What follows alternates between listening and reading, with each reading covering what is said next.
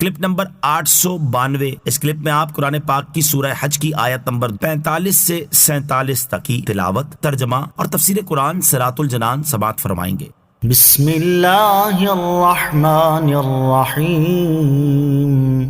ترجمہ، اللہ کے نام سے شروع جو نہایت مہربان رحمت والا ہے۔ فَكَأَيِّن مِّن قَرْيَةٍ أَهْلَكْنَاهَا وَهِيَ ظَالِمَةٌ فَهِيَ خَاوِيَةٌ عَلَى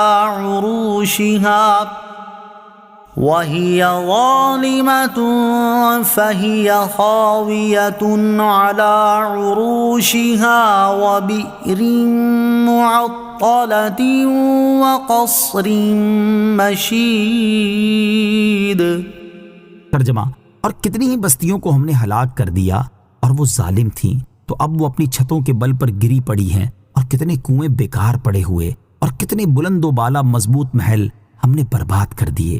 فَكَأَيِّن مِّن قَرْيَةٍ أَهْلَكْنَاهَا، اور کتنی ہی بستیوں کو ہم نے ہلاک کر دیا۔ ارشاد فرمایا، اور کتنی ہی بستیوں کو ہم نے برباد کر دیا اور ان میں رہنے والے لوگوں کو ہلاک کر دیا، کیونکہ ان بستیوں میں رہنے والے کافر تھے، تو اب وہ بستیاں اپنی چھتوں کے بل پر گری پڑی ہیں، اور کتنے کنویں بیکار پڑے ہیں کہ ان سے کوئی پانی بھرنے والا نہیں، اور کتنے بلند و بالا محل خالی اور ویران پڑے ہیں کیونکہ ان میں رہنے والے مر چکے ہیں۔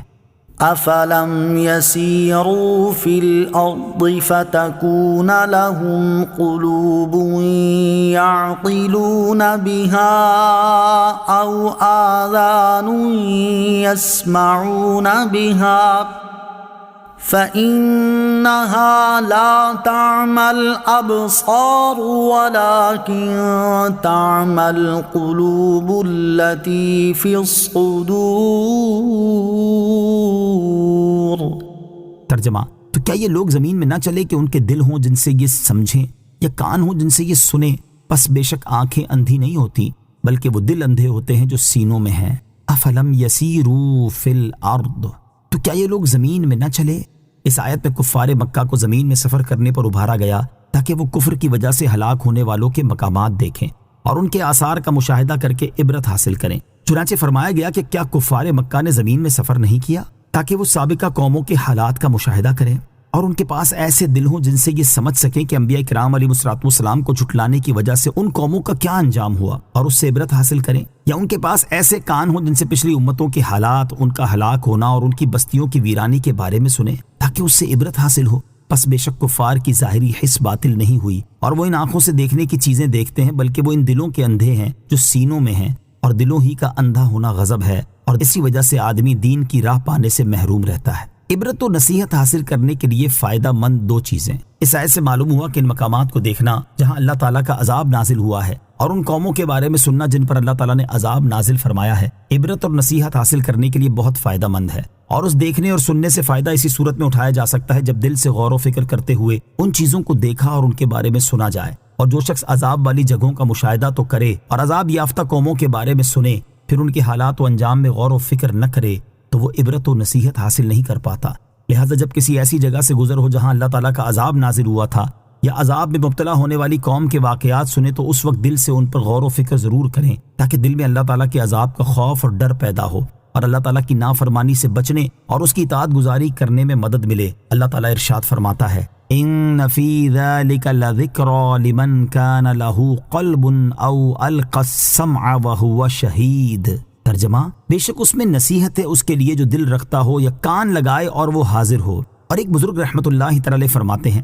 نصیحت کے ساتھ اپنے دل کو زندہ رکھو، غور و فکر کے ساتھ دل کو منور کرو، زہد اور دنیا سے بے رغبتی کے ساتھ نفس کو مارو، یقین کے ساتھ اس کو مضبوط کرو، موت کی یاد سے دل کو ذلیل کرو، فنا ہونے کے یقین سے اس کو صبر کرنے والا بناؤ، زمانے کی مصیبتیں دکھا کر اس کو خوف زدہ کرو، دن اور رات کے ایک دوسرے کے پیچھے آنے سے اس کو بیدار رکھو، گزشتہ لوگوں کے واقعات سے اسے عبرت دلاؤ، پہلے لوگوں کے قصے سنا کر اسے ڈراؤ، ان کے شہروں اور ان کے حالات میں اس کو غور و فکر کرنے کا عادی بناؤ، اور دیکھو کہ بدکاروں اور گناہ گاروں کے ساتھ کیسا معاملہ ہوا اور وہ کس طرح الٹ پلٹ کر دیے گئے۔ وَيَسْتَعْجِلُونَكَ بِالْعَذَابِ وَلَن يُخْلِفَ اللَّهُ وَعْدَهُ وَإِنَّ يَوْمًا عِندَ رَبِّكَ كَأَلْفِ سَنَةٍ مِّمَّا تَعُدُّونَ۔ ترجمہ، اور یہ تم سے عذاب مانگنے میں جلدی کرتے ہیں اور اللہ ہرگز اپنے وعدے کے خلاف نہیں کرے گا، اور بے شک تمہارے رب کے ہاں ایک دن ایسا ہے جو تم لوگوں کی گنتی کے 1000 سال کے برابر ہے۔ وَيَسْتَعْجِلُونَكَ بِالْعَذَابِ، اور یہ تم سے عذاب مانگنے میں جلدی کرتے ہیں، یعنی اے حبیب صلی اللہ تعالی علیہ وسلم، کفار مکہ جیسے نضر بن حارث وغیرہ مذاق اڑانے کے طور پر آپ سے جلدی عذاب کرنے کا تقاضا کرتے ہیں، اور اللہ تعالیٰ ہرگز اپنے وعدے کے خلاف نہیں کرے گا اور وعدے کے مطابق ضرور عذاب نازل فرمائے گا۔ چنانچہ یہ وعدہ بدر میں پورا ہوا اور مذاق اڑانے والے کفار ذلت کی موت مارے گئے۔ وَإِنَّ يَوْمًا عِندَ رَبِّكَ، بے شک تمہارے رب کے ہاں ایک دن ایسا ہے۔ ارشاد فرمایا کہ بے شک اللہ تعالیٰ کے ہاں آخرت میں عذاب کا ایک دن ایسا ہے جو تم لوگوں کی گنتی کے 1000 سال کے برابر ہے۔ تو یہ کفار کیا سمجھ کر جلدی عذاب نازل کرنے کا تقاضا کرتے ہیں؟ یاد رہے کہ اس آیت اور سورہ سجدہ کی آیت نمبر 5 میں یہ بیان ہوا کہ قیامت کا دن لوگوں کی گنتی کے 1000 سال کے برابر ہوگا، اور سورہ معارج کی آیت نمبر 4 میں یہ بیان ہوا کہ قیامت کے دن کی مقدار 50,000 سال ہے۔ ان میں مطابقت یہ ہے کہ قیامت کے دن کفار کو جن سختیوں اور ہولناکیوں کا سامنا ہوگا ان کی وجہ سے بعض کفار کو وہ دن 1000 سال کے برابر لگے گا اور بعض کفار کو 50,000 سال کے برابر